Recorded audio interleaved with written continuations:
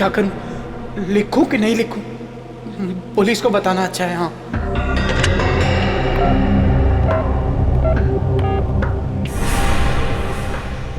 लेकिन अगर पुलिस ने कुछ नहीं किया तो एडिटर बोलेगा मुझे क्यों नहीं बताया। हाँ, एडिटर को बताना अच्छा है। हाँ, एडिटर को। अगर मेरा शक गलत निकला तो हमारे अखबार की बहुत बदनामी हो जाएगी, पर अगर मेरा शक सही निकला तो आग लग जाएगी, आग हर जगह।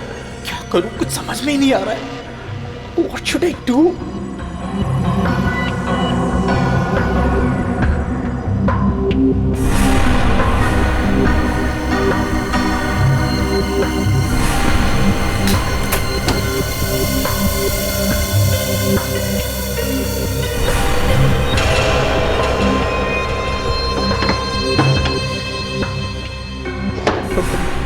कौन है?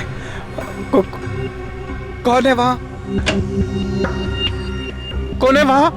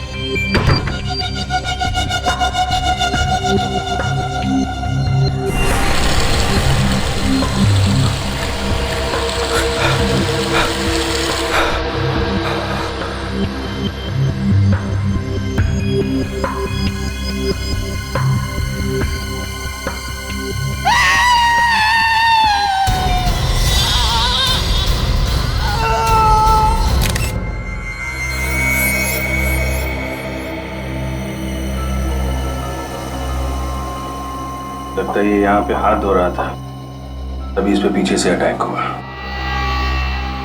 गला घोटा गया है मेटल वायर से। सर, तार अंदर तक चला गया है, बहुत ही ताकत से गला घोटा गया है। वो नहीं, निशान से लंबा था। ये आप कैसे कह सकते हैं? निशान नीचे से ऊपर की तरफ है। ऊपर जा रहे नहीं, नीचे से ऊपर की तरफ। ओहो, ये देखो, जाते जाते खूनी अपने चप्पल का निशान छोड़ गया है। लगता है 9-10 नंबर की चप्पल होगी। विवेक सर, निशान उठा लो। Yes sir.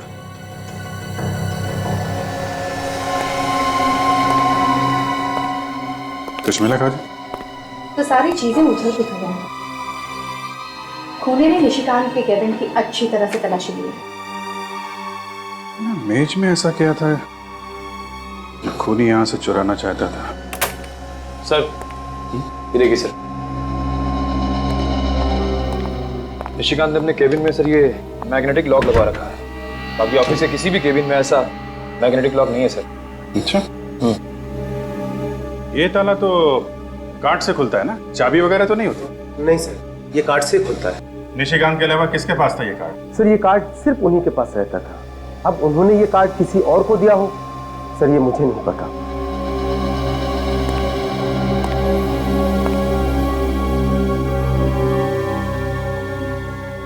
तो निशिकांत जब काम करते थे तो ये केबिन बंद रहता था? जी हाँ सर, हमेशा बंद रहता था। इसका मतलब ये काम किसी पास वाले आदमी का है, किसी ऐसे आदमी का है जिस पे निशिकांत ने भरोसा किया और उसे अपना कार्ड दिया। वैसे ये ताला सिर्फ निशिकांत के केबिन पे ही क्यों है? पता नहीं सर, पर उन्होंने एडिटर साहब से खास रिक्वेस्ट की थी कि उनके केबिन में लॉक लगाया जाए। जिस समय निशिकांत यहाँ काम कर रहे थे उस वक्त ऑफिस में कौन कौन लोग मौजूद थे? 1 मिनट सर, अनिल रजिस्टर लेके आना।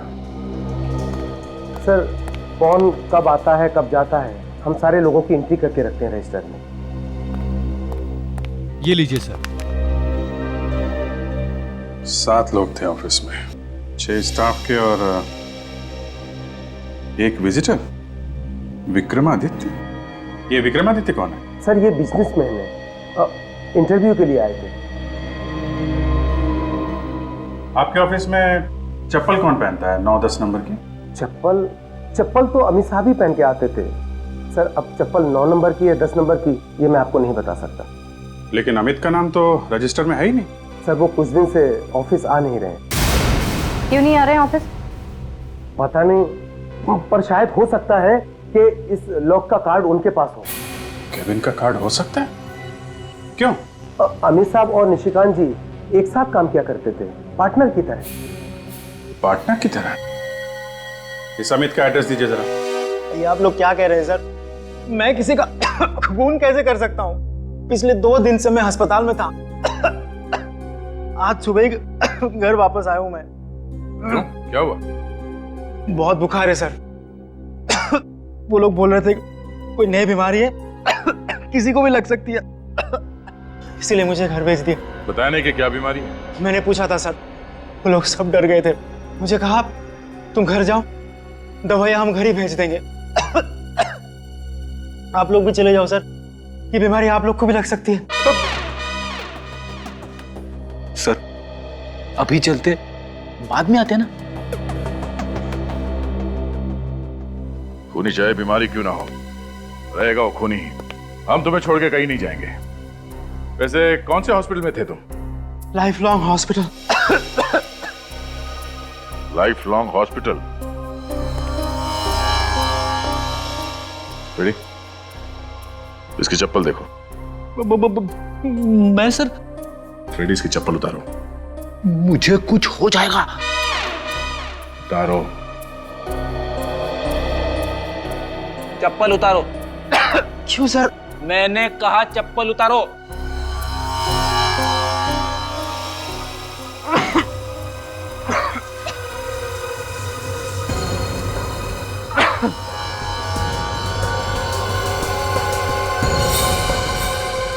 सर बिल्कुल वैसी चप्पल है सर, 9 नंबर।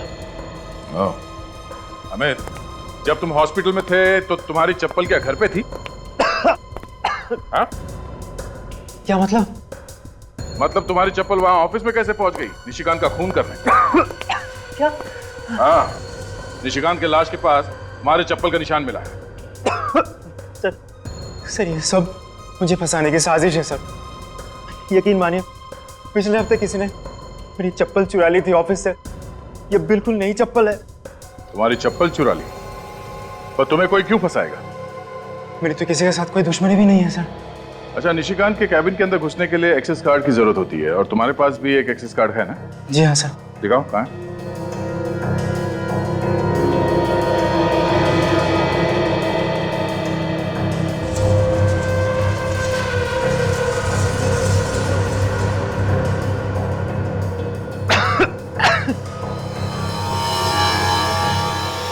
अरे ये कैसे हो सकता है सर? मैंने खुद मेरा एक्सेस कार्ड इसमें रखा था। शायद किसी ने वो भी चुरा लिया। चप्पल चोरी हो गई, एक्सेस कार्ड भी चोरी हो गया। देखो अमित, ये सब ड्रामा पीआईडी के सामने नहीं चलेगा, समझे? मैं सच बोल रहा हूँ सर। झूठ बोल रहे हो तुम। सर मुझे तो लगता है इसने एक्सेस कार्ड का इस्तेमाल किया, ये कैबिन के अंदर घुसा और फिर वॉशरूम में इसने निशिकांत का खून कर दिया। हालत देखिए आप लोगों ने मेरी, मैं तो ठीक से खड़ा भी नहीं हो पा रहा हूँ। आप लोग हॉस्पिटल वालों से क्यों नहीं पूछ लेते जाके? उनसे भी पूछ लेंगे। अच्छा ये बताओ कि तुम्हें किसी पे शक है? कौन मार सकते हैं निशिकांत को? ये जरूर रागिनी का काम होगा। रागिनी? कौन रागिनी? रागिनी हमारे ऑफिस में ही काम करती है, न्यूज रिपोर्टर है। उसके साथ निशिकांत के अक्सर झगड़े होते थे सर। किस बात को लेके होते थे झगड़े? कि रागिनी उससे जलती थी क्योंकि हमारे एडिटर निशिकांत को उससे बेहतर मानते थे, इसीलिए सर। रेडी? पूर्वी, सिटी न्यूज के ऑफिस में जाके इस रागिनी के बारे में सारी इंफॉर्मेशन निकालो। निशिकांत के खूनी का पता चल गया। पता चल गया? कौन है? रागिनी। रागिनी? हाँ सर, पूछताछ से पता चला है कि जिस वक्त निशिकांत का खून हुआ उस वक्त रागिनी ऑफिस में ही थी। जिस वक्त निशिकांत का खून हुआ उस वक्त रागिनी ऑफिस में ही थी, मगर अटेंडेंस रजिस्टर पर रागिनी का नाम ही नहीं था। रजिस्टर पे एंट्री किए बिना ही ऑफिस में घुस के खून करने का इरादा था सर उसका। पर एक बात है सर, रागिनी एक लड़की है और स्टील वायर से गला दबाने के लिए हाथों में काफी ताकत होनी चाहिए। सिक्योरिटी गार्ड के हिसाब से रागिनी की लंबाई निशिकांत से कम है और जिस तरह से गला दबाया गया है नीचे से ऊपर, ये तो किसी लंबे आदमी का काम होना चाहिए ना सर। विवेक, जरा उस ड्रॉअर से रस्सी लेके आने इधर।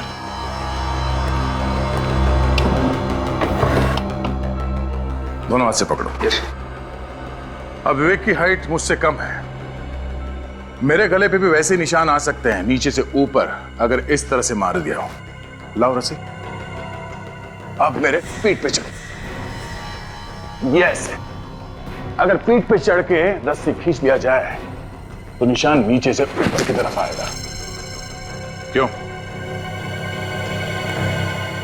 तो मतलब दया पीछे से लटक कर गला दबा दिया। शायद रागिनी ने निशिकांत का खून इसी तरह किया है।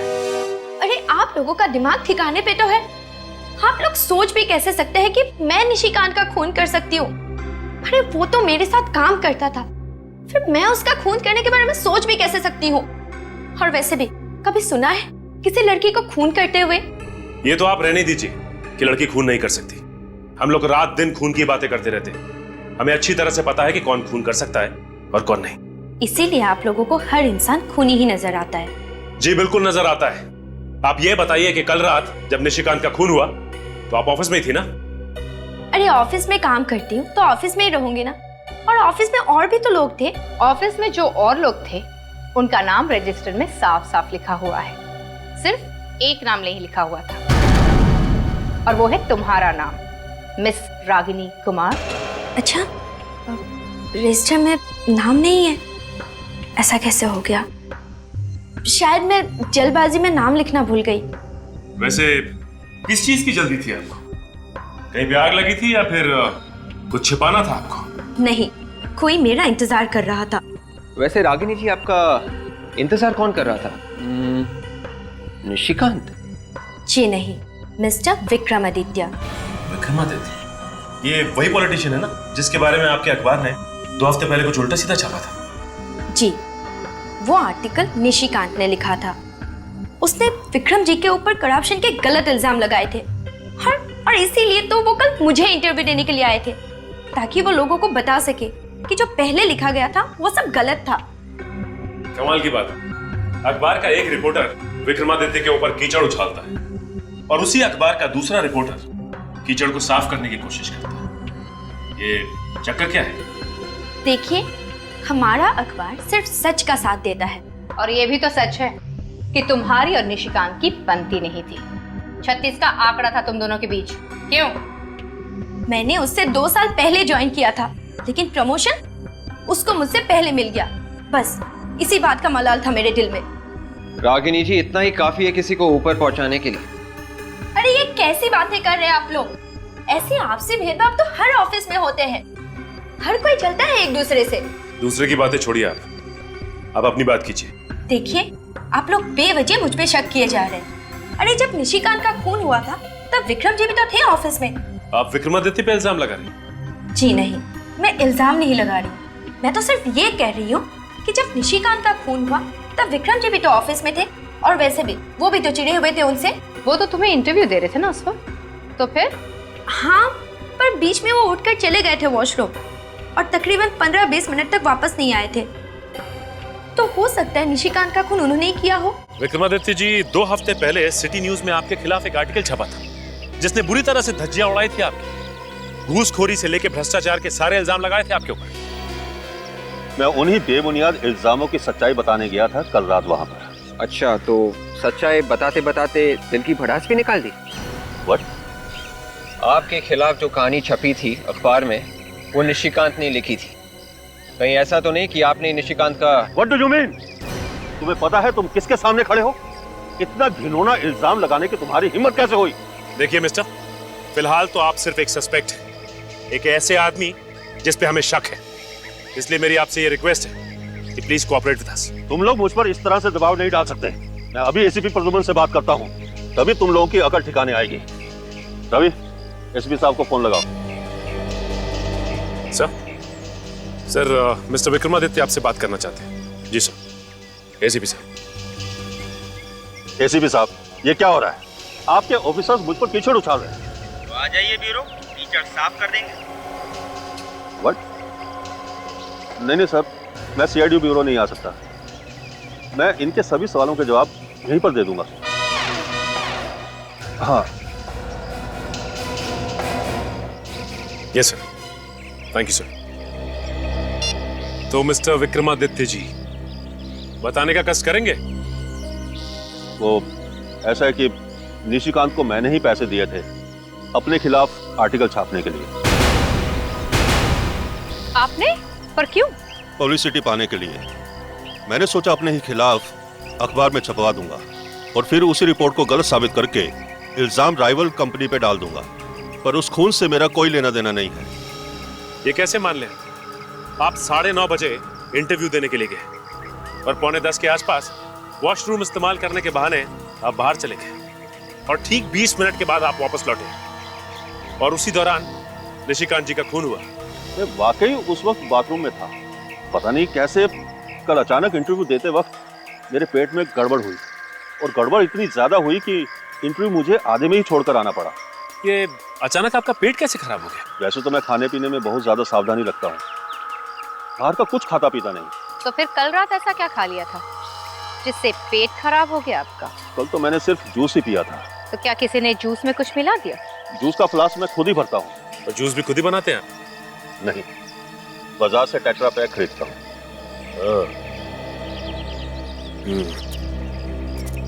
इनकी बात पर यकीन तो नहीं होता। इनका ब्लड चेक करवाओ, पता चल जाएगा कि वाकई में इनका पेट खराब है या फिर ये ड्रामा कर रहे हैं। यस सर, मैं सिटी न्यूज के ऑफिस में ही हूँ। जी, निशिकांत के केबिन की सर्चिंग चल रही है सर। सर मुझे भी लगता है वहीं से कुछ ना कुछ मिलेगा। Yes sir. जी फौरन इन्फॉर्म करूंगा। Okay, thank you sir. Sir, हाँ विवेक। ये रही विक्रमादित्य जी की खून की रिपोर्ट। उनके खून में ऑस्मोटिक लैक्सेटिव्स मिले हैं सर। मतलब उसका पेट वाकई खराब था, झूठ नहीं बोल रहा था? Yes sir. रिपोर्ट में ये भी लिखा है कि पिछले कुछ दिनों से वो सिर्फ जूस पी रहे, खाना नहीं खा रहे। मतलब जूस में ही किसी ने कुछ मिलाया है जिससे उसका पेट खराब हो गया। हाँ काजल। तो ये देखिए सर,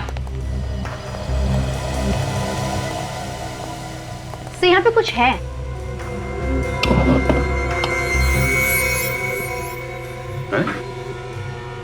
यहाँ मेज के नीचे अखबार चिपका के रखा है, निकालो जरा।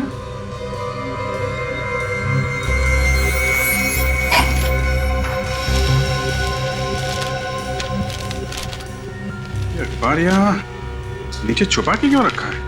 तो कहीं निशिकांत की खून की वजह इस अखबार में तो नहीं छिपी है? हो सकता है। ये क्या है? इस न्यूज के कुछ शब्दों को उसने मार्क कर रखा है। कौन सी न्यूज है ये? किसी किशोर नाम के बिजनेसमैन के किडनैप होने की न्यूज है ये। सर कहीं इस किशोर की किडनैपिंग और निशिकांत के खून का आपस में कोई संबंध तो नहीं? हो सकता है। एक काम करो विवेक, वसंत नगर पुलिस स्टेशन जाओ और इस किशोर के केस की जितनी भी डिटेल्स है सब लेके आओ। शायद ये किशोर ही वो कड़ी है जो मैं इस केस में आगे लेकर जाएगा। किशोर की किडनैपिंग हुई नहीं, कोई भी उसे उठाकर नहीं ले गया था। क्या मतलब? सर हम लोग अभी वसंत नगर पुलिस स्टेशन से आ रहे हैं। वहां पे किसी भी किशोर नाम के बिजनेसमैन के किडनैप होने की रिपोर्ट लिखवाई नहीं गई है। अरे कुछ भी बोल रहा विवेक, तुझे इस केस के बारे में कुछ नहीं मालूम? वो बात नहीं है सर। सर हम लोग किशोर के घर गए और वहां जाकर पता चला कि किशोर नाम का आदमी कोई रहता ही नहीं है। उस एड्रेस पे कोई घर है ही नहीं। उस एड्रेस पर कोई घर है ही नहीं? तो इसका मतलब है पेपर वालों ने ये झूठी खबर छपवाई। सर निशिकांत ने यह खबर लिखी नहीं है, मगर ये अखबार उसने छुपा के रखा था, तो जरूर इसमें कुछ ना कुछ होगा सर। और दया, इस खबर की वजह से ही निशिकांत का खून हुआ है। विवेक, पूर्वी, काम करो, इस पेपर के एडिटर के पास जाओ और उससे पूछो कि ये स्टोरी किसने लिखी। Yes sir. पर सर ये स्टोरी नकली है तो फिर छापी क्यों होगी? सर हो सकता है अखबार में छापने के लिए कुछ मसाला आ रहा हो, इसलिए मनगढ़ंत स्टोरी छाप दी। नहीं निखिल, इसके पीछे कुछ और ही है। जरूर ये red coat northern side two armed man, ये जरूर कोई कोड वर्ड है। कुछ तो छुपा है इन शब्दों के पीछे। हाँ सर, खबर में छुपा के कोई खुफिया संदेशा भेजा जा रहा है। लेकिन क्या मतलब हो सकता है इन 3 शब्दों का? Red coat, northern side, 2 armed man. Sir red coat का मतलब किसी लाल गाड़ी या किसी लाल कलर के कुरियर से तो नहीं है? लाल रंग की गाड़ी मतलब पोस्ट वैन, पार्सल, कुरियर या कार्गो वगैरह? हो सकता है, लेकिन मुझे तो लगता है कि ये कुछ और ही है। ये कोई छोटी मोटी बात नहीं, कोई बड़ा होने वाला है। कुछ तो बड़ा होने वाला है, कुछ तो बड़ा, मगर क्या? माय गॉड, आज 26 जनवरी है, तो कोई ऐसा तो नहीं कि कोई हमला होने वाला है आज 26 जनवरी के दिन? मुझे भी यही लगता है सर। कहाँ पे सर? वसंत नगर। वसंत नगर तो बहुत बड़ा एरिया है सर, किस जगह पे होने वाला पता कैसे चलेगा? ये रेड कोट, लाल कोट मार्केट। लाल कोट मार्केट? तो फिर दया, लाल कोट मार्केट के नॉर्दर्न साइड मतलब उत्तरी दिशा में। उत्तर दिशा में कहाँ पे सर? सर ये क्रॉस रोड देखिए, इसमें ये क्लॉक टावर लिखा हुआ है। हाँ तो लाल कोट मार्केट के उत्तरी दिशा में 4 क्लॉक टावर्स है सर। तो फिर दया, ये जो फाउंटेन लिखा है, इसका कोई ना कोई तो मतलब जरूर है दया। फाउंटेन सर, उन 4 क्लॉक टावर में से एक क्लॉक टावर के नीचे ये फाउंटेन भी है। तो इसका मतलब है जो भी धमाका होने वाला है वो वसंत नगर के लाल कोट मार्केट के उत्तरी दिशा में, जहां पर 4 क्लॉक टावर्स है और जिसमें एक क्लॉक टावर के पास में फाउंटेन है, वहीं पर। धमाका कब होगा सर? रेडी? ये पेपर कल का है, 24 घंटे पहले का। इसके खबर के मुताबिक किशोर की किडनैपिंग कल दोपहर को 3 बजे हुई और पुलिस ने कहा था कि ये केस वो 24 घंटे में सॉल्व करेंगे। इसका मतलब है धमाका आज दोपहर के 3 बजे होने वाला है। सिर्फ 1 घंटा बचा है sir. My God,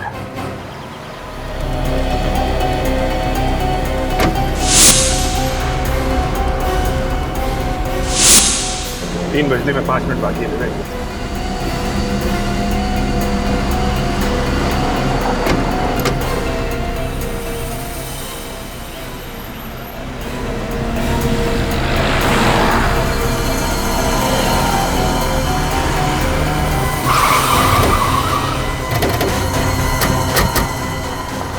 My God!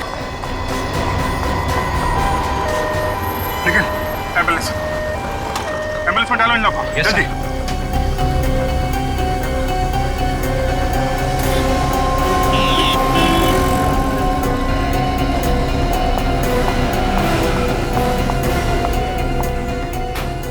संभाल के।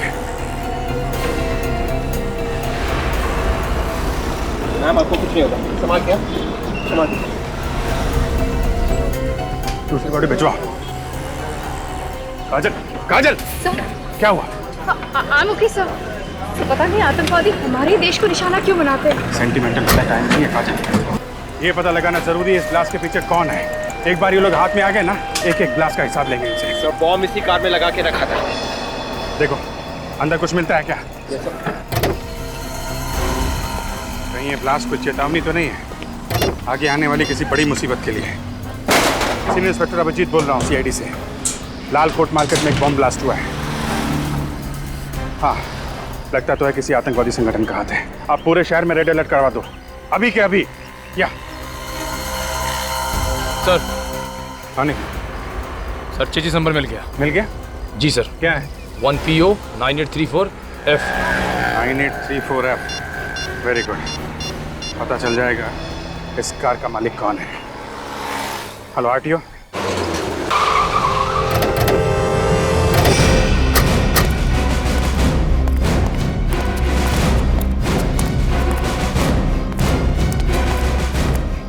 जी कहिए।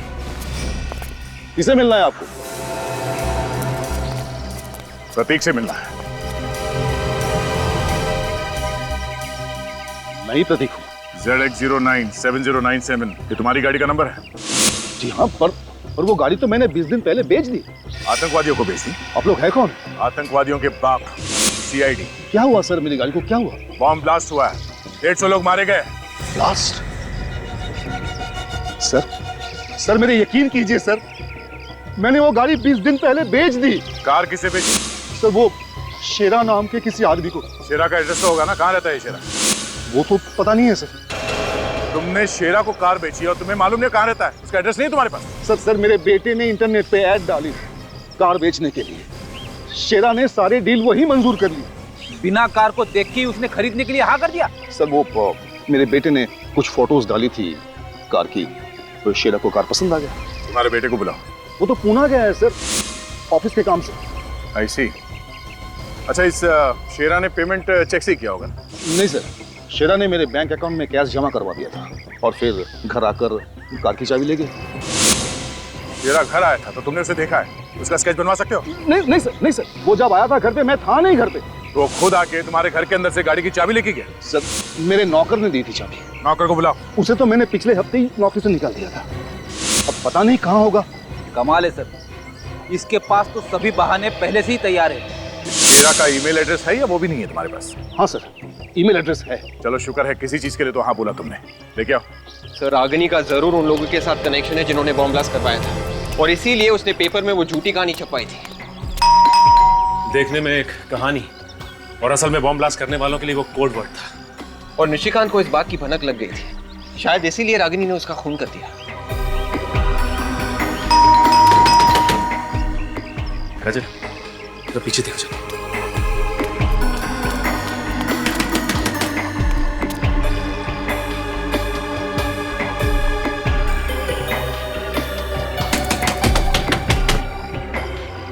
लगता है ये रागिनी दरवाजा नहीं खोलने वाली।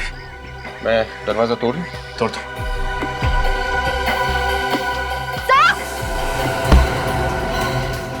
क्या हुआ काजल? सर रागिनी यहाँ से भाग रही है। ओह माय गॉड, देख तू उधर जा, मैं यहाँ देख।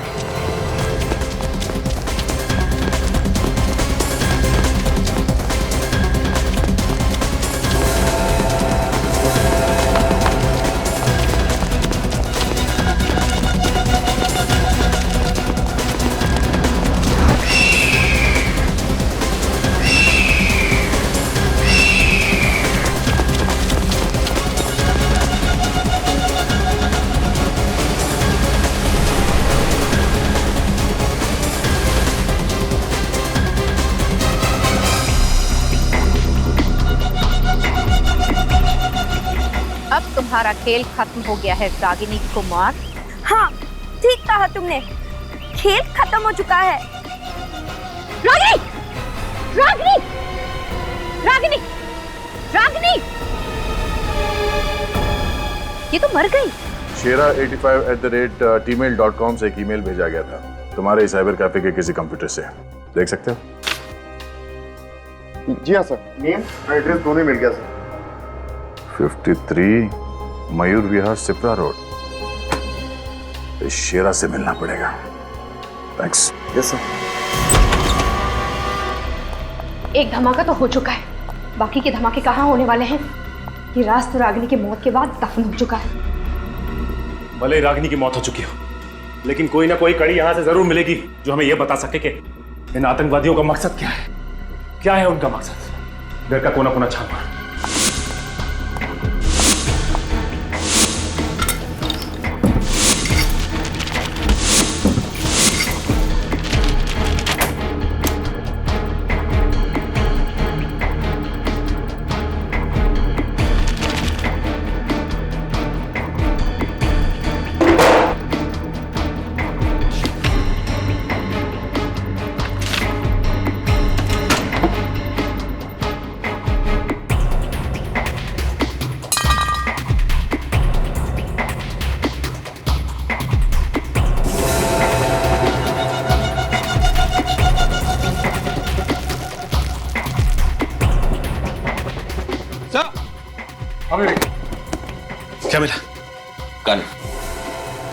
ये तार, इस पे खून लगा हुआ है। कहीं ये वही तार तो नहीं जिससे निशिकांत का खून किया गया था? हो सकता है। और ये वो एक्सेस कार्ड, शायद ये अमित का ही होगा। ये रही मिस्टर विक्रमादित्य के पेट खराब होने की वजह। माय गॉड, देखो और कुछ मिलता है क्या?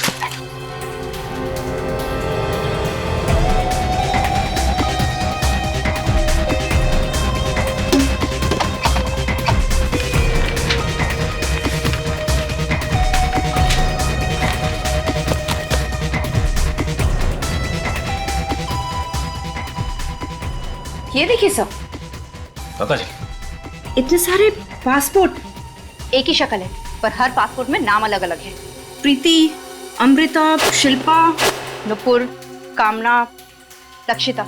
और यहाँ पे ये रागिनी बन के रह रही थी और उसने अखबार में जर्नलिस्ट की नौकरी भी की ताकि आसानी से छुप छुप के आतंकवादियों को मैसेज भेज सके। इन लोगों ने काफी लंबी प्लानिंग की है। अखबार में आर्टिकल्स और क्रॉसवर्ड के जरिए पूरे देश में आतंकवाद फैलाया जा रहा है। हाँ विवेक, इसका लैपटॉप चेक करो, देखें क्या मिलता है।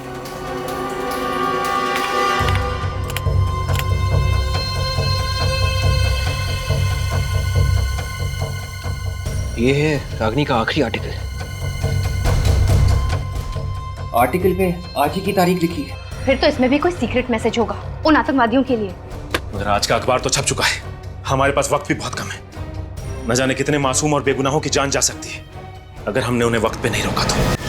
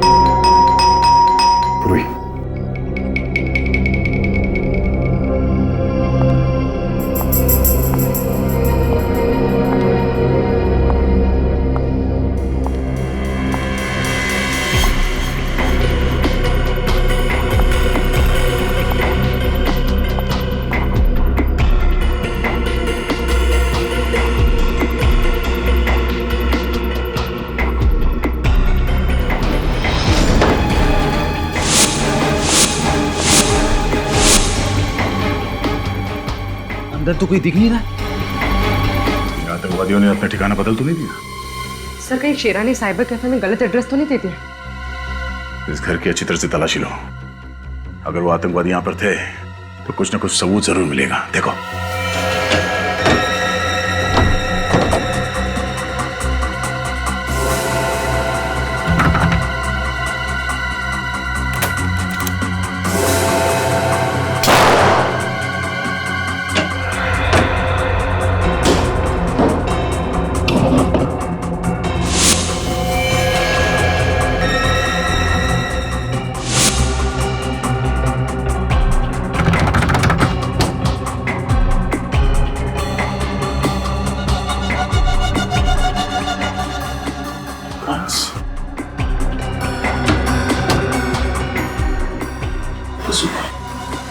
रेडी, पूर्वी, बोलो इसे।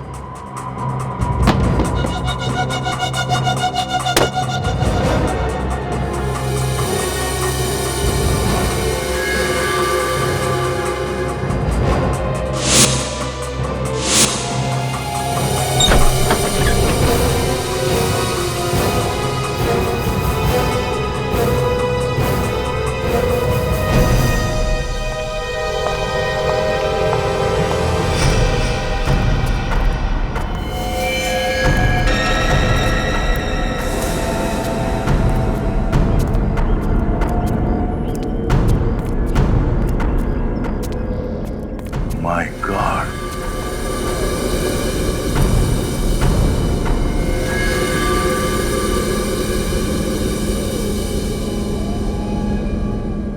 लगता है उन लोगों ने वो बॉम्ब यहीं पे बनाया था। ये लोग एक बार भी नहीं सोचते ऐसा घिनौना काम करने से पहले? उन लोगों के दिलों में नफरत भरी पड़ी है। लालकोट मार्केट पे जो ब्लास्ट हुआ है ये हमारा ध्यान भटकाने के लिए किया गया है। असली अटैक कहीं और होगा सर। क्या ये दूसरा अटैक कहां पर होगा, ये मुझे लगता है हमें रागिनी के आर्टिकल से पता चल जाएगा। रागिनी के आर्टिकल से। विवेक, क्रॉसवर्ड पजल हो गया? हाँ सर, क्रॉसवर्ड्स में जो वर्ड्स मिले हैं वो है एंटरटेनमेंट, प्रेशियस, कोचिंग, टाइम और royal. Entertainment, precious, coaching, time और रॉयल। तो इनके कोई कनेक्शन है रागिनी के आर्टिकल में से? रागिनी के आर्टिकल में हमने ये वाले शब्द मार्क किए sir. Club, school, 9 o'clock, necklace of queen pearl. ये क्या हो सकता है? सर, रानी चौक को क्वीन पर्ल नेकलेस के नाम से भी जाना जाता है क्योंकि वहां पे जितनी भी दुकानें हैं वो नेकलेस के शेप में है सर, सेमी एंगुलर शेप में। मतलब अगला ब्लास्ट रानी चौक में होगा? रानी चौक एरिया कोई भीड़ भाड़ का इलाका तो नहीं है। ज्यादातर टेररिस्ट वहीं पर ब्लास्ट करते हैं जहां पर काफी सारे लोग मर सकते हैं। एक काम करो, शहर का मैप लेकर आओ। ये देखो, ये रानी चौक इलाका है। अब हम देखते हैं कि क्रॉसवर्ड में ऐसे कौन से शब्द हैं जो हमें बताएंगे कि ये बॉम्ब ब्लास्ट कहां पर होने वाला है रानी चौक इलाके में।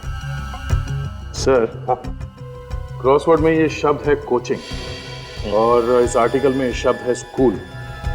तो रानी चौक इलाके में ये जो स्कूल है, टॉयलैंड स्कूल, कहीं ये ब्लास्ट स्कूल में तो नहीं होने वाला है? Toyland school? My God. पूर्वी, टॉयलैंड स्कूल में अभी इसी वक्त फोन करो और उनसे पूछो क्या 26 जनवरी है तो उनके स्कूल में कोई फंक्शन है क्या, और अगर है तो कैंसिल करो फंक्शन इसी वक्त, जल्दी। Hello Toyland school. हाँ जी, मैं सीआईडी से सब इंस्पेक्टर पूर्वी बोल रही हूँ। आपके स्कूल में कोई फंक्शन होने वाला है 26 जनवरी को? क्या नहीं? Okay sir. हाँ सर, उनके स्कूल में कोई कंस्ट्रक्शन का काम चल रहा है, 1 हफ्ते से स्कूल बंद है। इसका मतलब है निशाना कोई और ही है, स्कूल नहीं। सर, इस क्रॉसवर्ड में ये एक और शब्द है एंटरटेनमेंट और इस आर्टिकल में ये शब्द है क्लब। और रानी चौक इलाके में बहुत सारे रिक्रिएशनल क्लब हैं, तो कहीं ये ब्लास्ट किसी क्लब में तो नहीं होने वाला?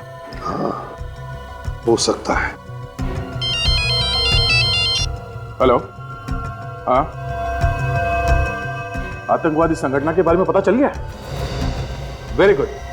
हाँ, ओके, या, thank you so much. Sir, ये काम किसी तरकश आतंकवादी गुट का है सर। तरकश? यार, इन लोगों ने तो बहुत सारे शहरों में बहुत से ब्लास्ट किए हैं, कितने सारे लोगों की जानें ली है, लेकिन इस बार हम उनका मकसद पूरा नहीं होने देंगे, नहीं होने देंगे मकसद पूरा। विवेक, इंटरनेट से पता लगाओ इनके तरकश की गतिविधियों के बारे में, निकालो कुंडली उनकी।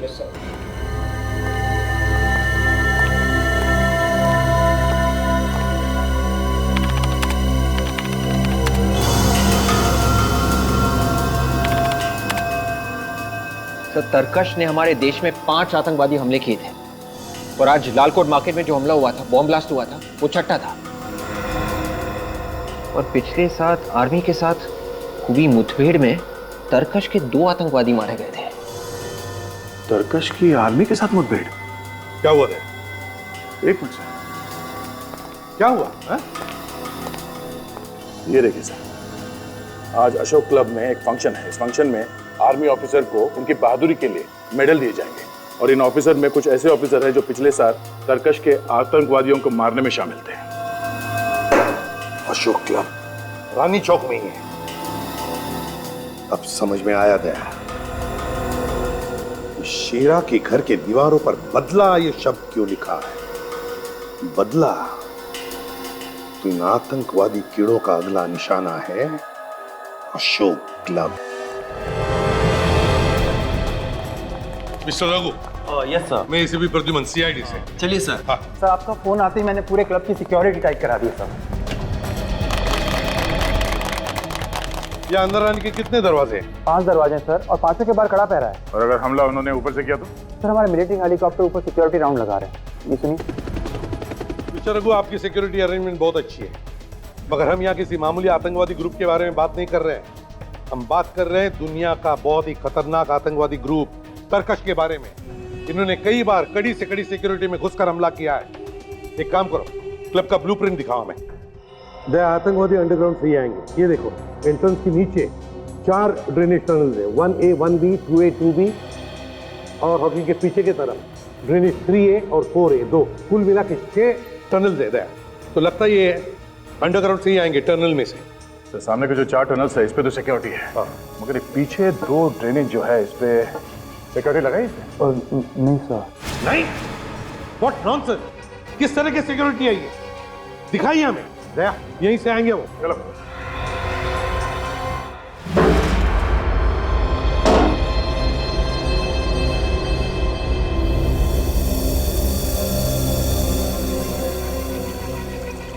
दया, काम तमाम हो गया। जरा मैप ला।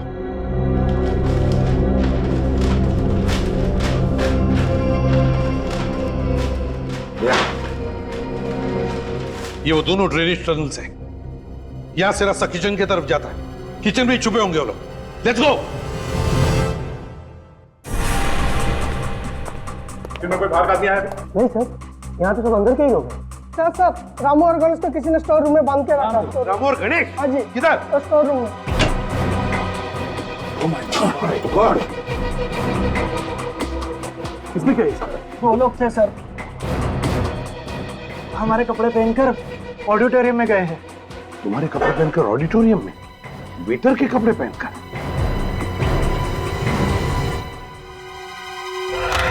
हमारे देश को आजाद करवाने के लिए अनगिनत नौजवानों ने अपनी जान दे दी। आज हमें स्वतंत्रता मिली है तो सिर्फ उन देशभक्त सिपाहियों की वजह से जिन्होंने अपना बलिदान दे दिया। आज हम चैन की सांस ले रहे हैं तो उसका श्रेय सिर्फ हमारे नौजवान सिपाहियों को जाता है। आज हम चैन की नींद सो पा रहे हैं तो वो सिर्फ हमारे देशभक्त सिपाहियों की वजह से। और आज इस ब्रेवरी अवार्ड्स का आयोजन किया गया है तो वो सिर्फ उन सिपाहियों के सम्मान के लिए।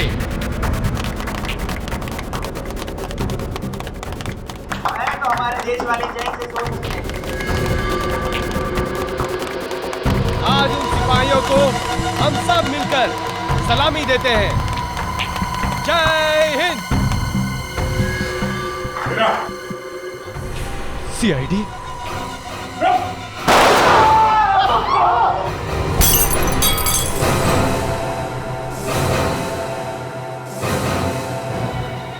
मैं तो मरूंगा, लेकिन तुम सब लोगों को लेकर मरूंगा।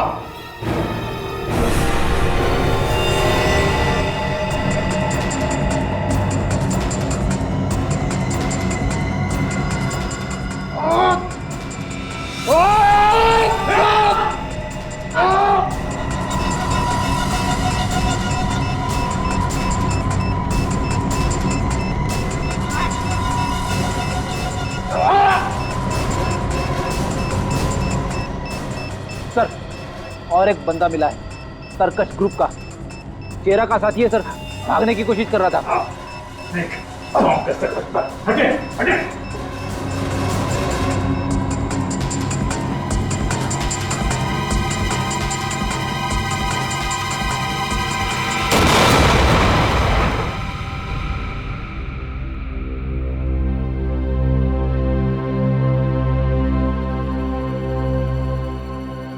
तरकश, खेल खत्म।